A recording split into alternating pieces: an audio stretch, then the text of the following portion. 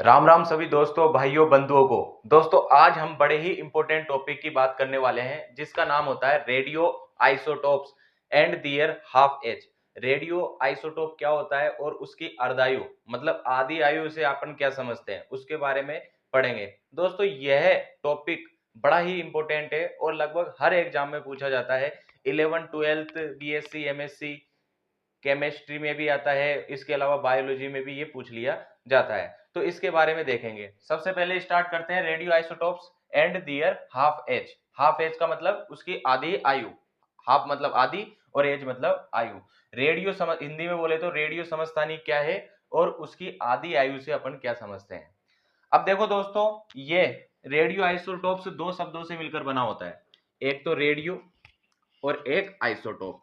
तो सबसे पहले हम इसको ब्रेक करके देखेंगे। सबसे पहले इसका शब्दों का मतलब समझेंगे हम कि ये रेडियो आइसोटोप शब्दों का मतलब क्या होता है, वर्ड्स का मतलब क्या होता है। सबसे पहले हम देखते हैं इस आइसोटोप्स का मतलब क्या होता है।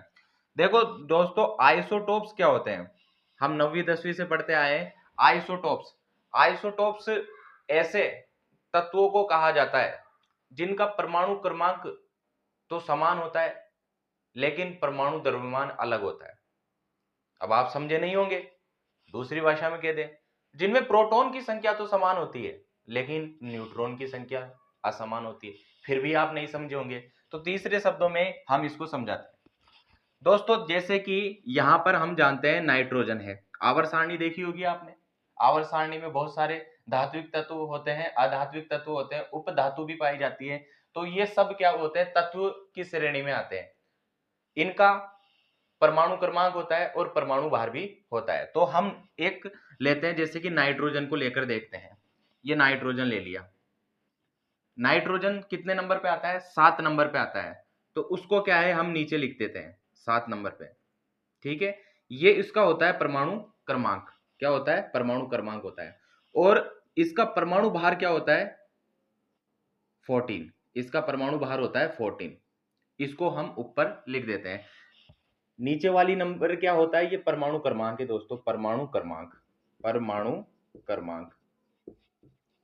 अब इसी परमाणु क्रमांक को एक नाम से और जाना जाता है, प्रोटॉन की संख्या। इसी परमाणु क्रमांक को क्या कहा जाता है, प्रोटॉन की संख्या। और जो ऊपर लिखा जाता है इसको बोला जाता है परमाणु भार। परमाणु भार या एटॉमिक मास, परमाणु भार। और ये परमाणु भार क्या होता है, प्रोटॉन प्लस न्यूट्रॉन की संख्या को परमाणु भार कहा जाता है। इसको ए से दर्शा दिया जाता है और इसको परमाणु क्रमांक को जेड से दर्शा दिया जाता है। तो हमने यहां पर देखा कि कोई भी तत्व होता है जिसका परमाणु क्रमांक भी होता है और परमाणु भार भी होता है। परमाणु क्रमांक को उसको नीचे बेस पे लिखते हैं। बेस मतलब नीचे की तरफ जो लिखा जाता है सिंपल भाषा में, वो होता है परमाणु क्रमांक। और ये क्या होती है, प्रोटॉन की संख्या, ओनली फॉर प्रोटॉन की संख्या। और यहां पर ऊपर की तरफ जो लिखा जाता है वो परमाणु भार या एटॉमिक मास होता है, जिसमें दो चीजें पाई जाती है, एक तो प्रोटॉन की संख्या और एक न्यूट्रॉन की संख्या। दोनों को ऐड कर देते हैं अपन, प्रोटॉन और न्यूट्रॉन को, तो यहां पर परमाणु भार निकल के आ जाता है। अब देखो यहां पर न्यूट्रॉन की संख्या निकालने का, न्यूट्रॉन की संख्या कैसे निकालेंगे अपन ये भी जान लीजिए। जैसे मान लो कोई भी परमाणु ये है, हम जानते हैं नाइट्रोजन। नाइट्रोजन नाइट्रोजन का परमाणु क्रमांक कितना है, 7। मतलब प्रोटॉन, परमाणु क्रमांक का मतलब होता है प्रोटॉन की संख्या। प्रोटॉन की संख्या कितनी है, 7 है। और यहां पर देखिए, यहां पर परमाणु भार में क्या होता है, प्रोटॉन और न्यूट्रॉन की संख्या। हमें पता चल गई कि प्रोटॉन की संख्या तो कितनी है, 7 है। तो न्यूट्रॉन की संख्या कितनी रखूं कि 14 आ जाए, न्यूट्रॉन की संख्या में कितनी रखूंगा कि 14 आ जाए, तो 7 रखूंगा। तो यहां पर इससे हम आसानी से निकाल सकते हैं प्रोटॉन और न्यूट्रॉन की संख्या। अब यहां पर देखते हैं, यहां पर एटम परमाणु की संरचना भी देख लेते हैं हम। दोस्तों, मैं ऊपर का थोड़ा सा साफ कर देता हूं, इसे समझेंगे चीजों को। अगर आपने ये वीडियो पूरी देख ली तो इससे रिलेटेड आपके सारे टॉपिक क्लियर हो जाएंगे और बाकी भी क्लियर हो जाएंगे। ये देखो, कोई भी एटम होता है, एटम, एटम मतलब परमाणु। परमाणु के जो ये रहता है नाभिक, इसे बोला जाता है नाभिक। और चारों तरफ इलेक्ट्रॉन मूव करते रहते हैं, चक्कर लगाते रहते हैं। इलेक्ट्रॉन का काम क्या होता है भाई, चक्कर चक्कर लगाना। जो भी आपका दोस्त चक्कर लगाता है, इसका मतलब वो क्या है, इलेक्ट्रॉन है, उसका काम है चक्कर लगाना। और इसके नाभिक में क्या पाए जाते हैं, नाभिक में दो चीजें पाई जाती है, प्रोटॉन प्लस न्यूट्रॉन। ठीक है दोस्तों, प्रोटॉन और न्यूट्रॉन नाभिक में पाए जाते हैं और जो चक्कर लगाता है वो इलेक्ट्रॉन होता है। तो ये होते हैं पूरे परमाणु एटम की संरचना। तो हम बात कर रहे हैं, ये कॉन्सेप्ट आपके समझ में आ गए, परमाणु भार क्या होता है, परमाणु क्रमांक क्या हो गया, क्या होता है। अब देखो यहां पर हमने देखा कि आइसोटोप्स किसे कहते हैं। आइसोटोप्स को समझाने के लिए मैंने इतनी सारी बातों को आपको बताया। आइसोटोप्स किसे कहते हैं,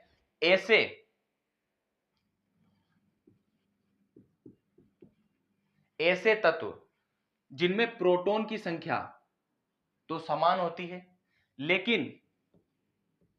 लेकिन न्यूट्रॉन की संख्या, ये वाली न्यूट्रॉन की संख्या अलग अलग होएगी, उसे क्या बोला जाएगा, उसे ही आइसोटोप्स या समस्थानिक कहा जाएगा। जैसे कि एग्जांपल लेते हैं हाइड्रोजन। हाइड्रोजन के 3 आइसोटोप्स होते हैं, कौन कौन सा, 1H1, 1H2 और 1H3। कौन कौन सा हो गया, 1H1, 1H2 और 1H3। इससे हमें क्या पता चल रहा है, देखो यहां पर प्रोटॉन, नीचे वाली जो संख्या होती है प्रोटॉन की संख्या होती है, तो प्रोटॉन की संख्या तो क्या है, तीनों में सेम है, प्रोटॉन की संख्या समान होती है। लेकिन ऊपर वाली जो संख्या है, वो ऊपर वाली संख्या अपन को असमान दिख रही है। और ये असमान क्यों दिख रही है, असमान इसलिए दिख रही है क्योंकि इस न्यूट्रॉन की संख्या क्या है, असमान है, इसलिए ये असमान दिख रही है। तो अपनी परिभाषा बिल्कुल सिद्ध हो गई। ऐसे ऐसे तत्व जिनका परमाणु क्रमांक क्या होगा, समान होगा, लेकिन परमाणु द्रव्यमान भिन्न भिन्न होगा। या ऐसे तत्व जिनमें प्रोटॉन की संख्या तो समान होती है लेकिन न्यूट्रॉन की संख्या भिन्न भिन्न होती है। जैसे कि हम यहाँ पर देखते हैं, 1H1 को प्रोटियम के नाम से जाना जाता है, 1H2 को ड्यूटेरियम के नाम से जाना जाता है, 1H3 को ट्रीटियम के नाम से जाना जाता है। अब देखो इसमें प्रोटॉन की संख्या सब में सेम है, प्रोटॉन की संख्या देखो तीनों में सेम है, लेकिन यहां में न्यूट्रॉन की संख्या देखो, न्यूट्रॉन की संख्या सब में अलग होती है। प्रोटियम में 0 होती है, न्यूट्रॉन नहीं पाया जाता है। ड्यूटेरियम में न्यूट्रॉन की संख्या 1 होती है और ट्रिटियम में न्यूट्रॉन की संख्या क्या होती है, 2 होती है। तो ऐसे एलिमेंट जिनमें प्रोटॉन की संख्या तो समान होती है, तीनों में समान है, लेकिन न्यूट्रॉन की संख्या क्या होती है, भिन्न भिन्न होती है, उसे ही क्या बोला जाता है, आइसोटोप्स कहा जाता है। तो इतनी रामायण की एक छोटी सी चीज को समझाने के लिए। अब बात करते हैं रेडियो आइसोटोप। तो ये हो गया कोई भी ऐसी चीज जिसका परमाणु क्रमांक, प्रोटॉन की संख्या समान है लेकिन न्यूट्रॉन की संख्या अलग है, उसे क्या बोलेंगे, आइसोटोप। अब ये रेडियो आइसोटोप्स क्या होता है, इसको समझे। देखो कुछ ऐसे आइसोटोप्स होते हैं जिनमें बहुत ज्यादा मात्रा में एनर्जी पाई जाती है और वो अपनी एनर्जी को बाहर निकालते रहते हैं। कब तक निकालेंगे, जब तक वो स्थायी ना हो जाए। दोस्तों अगर अपना एग्जाम्पल ले तो अपन भी रेडियो आइसोटोप्स की श्रेणी में शामिल किए जाते हैं। क्यों, क्योंकि अपन देखो मान लो पढ़ाई कर रहे हैं, सभी स्टूडेंट पढ़ाई कर रहे हैं, तो क्यों कर रहे हैं, क्योंकि हम स्थायी होना चाहते हैं। आप एग्जाम की तैयारी कर रहे हो, नौकरी की तैयारी कर रहे हो, तो बहुत ज्यादा आप अपनी एनर्जी वेस्ट करोगे, इधर भगोगे उधर भगोगे, कोचिंग लोगे, बहुत ज्यादा रात रात भर पढ़ोगे। आप क्यों पढ़ोगे, इतनी ज्यादा एनर्जी आप जो वेस्ट कर रहे हो, क्यों कर रहे हो, क्योंकि आप स्थायी होना चाहते हो। नौकरी लग जाएगी, नौकरी लगने के बाद इतनी ज्यादा टेंशन नहीं होगी, फिर आप कहोगे हाँ अब ज्यादा परेशानी नहीं हो, हम स्थायी हो गए। तो जीवन में क्या है, सभी लोग स्थायी होना चाहते हैं। इसी प्रकार रेडियो आइसोटोप में भी क्या है, बहुत ज्यादा एनर्जी पाई जाती है, ये भी स्थायी होना चाहिए चाहता है। तो इसमें क्या है, जो एनर्जी होती है ना, एनर्जी को बाहर निकालता रहता है, एनर्जी को बाहर निकालता रहता है। कब तक बाहर निकालेगा, जब तक ये क्या है, स्थायी नहीं होगा। तो इसकी परिभाषा देख लेते हैं। वह आइसोटोप्स जिनमें एक्सेस ऑफ एनर्जी पाई जाती है, मतलब बहुत ज्यादा मात्रा में एनर्जी पाई जाती है और वो अपनी एनर्जी को क्या है, बाहर निकालते रहते हैं।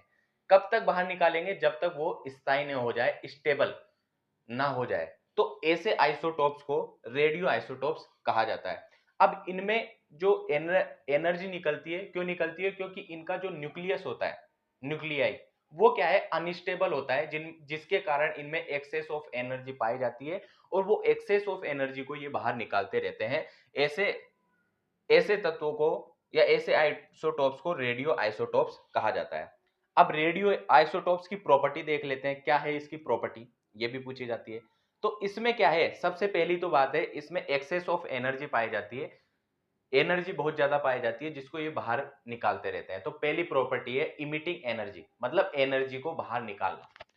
दूसरी है ये पेनिट्रेट का गुण दर्शाते हैं कि कोई भी बाहरी अवरोध होता है जिसको ये बार बार पेनिट्रेट करने का इनमें गुण पाया जाता है। तो दूसरी प्रॉपर्टी हो गई पेनिट्रेशन की। तीसरी है इनमें हाफ आयु। हाफ आयु का मतलब क्या होता है, आधी आयु। कोई भी पदार्थ है, कोई भी पदार्थ है वो आधा खत्म जितने समय में होता है, आधा नष्ट जितने समय में होता है, उसे उसकी अर्धायु कहा जाता है। समझ गए। हाफ आयु, इसका फॉर्मूला भी देख लेते हैं अपन। हाफ आयु, हाफ एज, इसका फॉर्मूला देखो, मैं आपको याद कराता हूं। इसका फॉर्मूला क्या होता है, टी समय, ठीक है। समय को अपन क्या करेंगे, आधा करेंगे, क्योंकि आधा, इस हाफ एज का मतलब ही क्या होता है, आधा नष्ट होने में लगने वाला समय। तो समय को भी क्या कर देंगे, आधा, ठीक है। या नीचे की तरफ लिखेंगे लेमड़ा, फिर 0 पॉइंट, यहां तक देख लेना, नीचे लेमड़ा 0 पॉइंट। 3 का पहाड़ा तो सबको आता ही होगा, यहां से स्टार्ट करना पीछे से, 3 एकम 3, 3 दूना 6, और बीच में क्या आ जाएगा, 3 तिया 9। तो ये इसके फॉर्मूले को याद करने की छोटी सी ट्रिक है जो आपको समझ में आ जाएगा, भूलोगी नहीं, क्योंकि फॉर्मूले ऐसे होते हैं कि दोस्तों इनको क्या है, हम बार बार में भूल जाते हैं। अब यहां पर देखो, देखते हैं हाफ एज, कि ये रेडियो एक्टिव पदार्थ की क्या है, अर्धायु होती है, मतलब आधा नष्ट होने में जितना समय लगता है उसको ही इनकी हाफ एज कहा जाता है। जैसे कि आयोडीन 131 का नाम आपने सुना होगा। आप कमेंट में मेरे को ये बताना कि आयोडीन 131 जो होता है उसका यूज किस क्षेत्र में किया जाता है। चिकित्सा के फील्ड में किया जाता है, हिंट दे दूंगा मैं, लेकिन किस बीमारी को, फेमस बीमारी है जिसको ठीक करने में आयोडीन 131 का प्रयोग किया जाता है, वो आपको बताना है। आयोडीन 131 ये माना जाता है कि ये 8 दिन में आधा खत्म हो जाता है, तो इसकी हाफ एज कितनी है, 8 दिन मानी जाती है। इसके अलावा यूरेनियम 238, यूरेनियम 238 इसकी अर्धायु है 4.5 इंटू 10 की घात 4 ईयर्स। इतने समय में ये क्या है, आधा नष्ट होता है। तो इसकी अर्धायु यूरेनियम, एक दो एग्जांपल लिखते हैं तो अपने नंबर बढ़ने की पॉसिबिलिटी ज्यादा रहती है। और ऐसा माना जाता है कोई भी रेडियो एक्टिव पदार्थ अगर 7 हाफ एज से गुजर जाता है तो उसका 1% भाग भी नहीं बचता।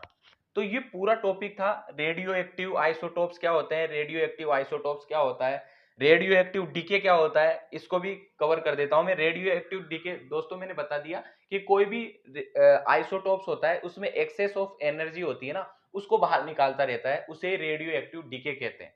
रेडियो एक्टिव पदार्थ में एनर्जी का बाहर निकल।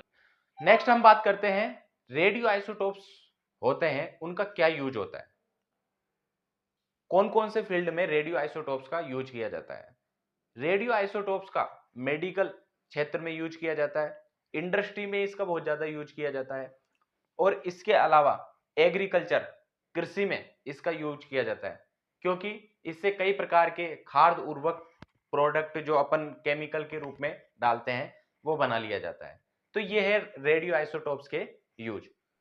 दोस्तों हाफ एज से रिलेटेड मैं आपका एक छोटा सा डाउट और क्लियर कर देता हूं। आपके मन में प्रश्न अभी उठ सकता है या बाद में उठ सकता है, या मान लो पहले कभी आपके मन में ये डाउट आया हो। हाफ एज, हाफ एज का मतलब मैं आपको बता देता हूं, जैसे कि कोई रेडियो आइसोटोप्स है, ठीक है, आधा नष्ट होने में लगने वाला समय। अब ये मान लो कोई इतना रेडियो आइसोटोप्स है, समझने के लिए मानो आप ये रेडियो आइसोटोप्स है, इसको आधा नष्ट हो गया तो उसमें लगने वाला समय हाफ एज होता है। अब ये आधा नष्ट हो गया एक बार में, अब ये ऐसे नहीं है कि ये दूसरी बार में ये पूरा वाला आधा नष्ट हो जाएगा।